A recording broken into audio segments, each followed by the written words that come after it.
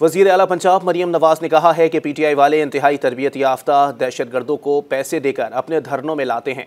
एक सूबे को विफाक या किसी दूसरे सूबे के सामने खड़ा करना इंतहाई ख़तरनाक ट्रेंड है। इसे रोकना होगा, वरना मुल्क में ऐसी आग लगेगी जिससे कोई नहीं बच पाएगा।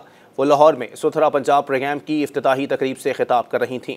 वज़ीर आला पंजाब मरियम नवाज ने मुल्क के सबसे बड़े सफाई के निज़ाम सुथरा पंजाब प्रोग्राम का इफ्तिताह कर दिया।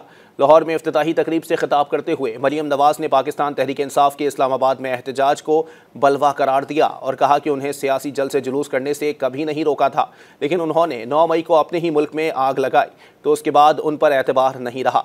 गली महल्लों के गंद के साथ साथ सियासी गंद को भी साफ करना होगा। ये दहशतगर्द हैं जिन्हें अब ख़त्म हो जाना चाहिए। मरियम नवाज ने कहा कि 24 नवंबर की कॉल के बाद इस्लामाबाद में पुलिस और रेंजर्स पर सीधी गोलियां चलाई गईं। सीएमएच में इन जख्मी अफसरान और जवानों की अयादत के लिए गई तो उनकी कहानियां सुनकर रोंगटे खड़े हो गए। ऐसे पुरतशद्दुद एहतजाज को पुराने कहने वालों को शर्म आनी चाहिए।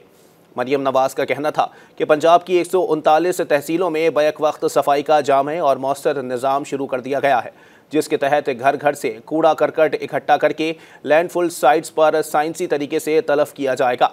तकरीब में पंजाब भर के सरकारी अफसरान, सफाई के नए निज़ाम के कॉन्ट्रैक्टर्स, पंजाब काबीना के अरकान के अलावा अरकान पार्लियामेंट भी शरीक हुए। वज़ीर बल्दियात पंजाब ज़ीशान रफ़ीक ने सफाई के नए निज़ाम पर ब्रीफिंग देते हुए बताया कि तमाम तर मुल्की कंपनियां और मकामी मशीनरी के साथ इस खित्ते का बेहतरीन सफाई का निज़ाम लागू करने जा रहे हैं।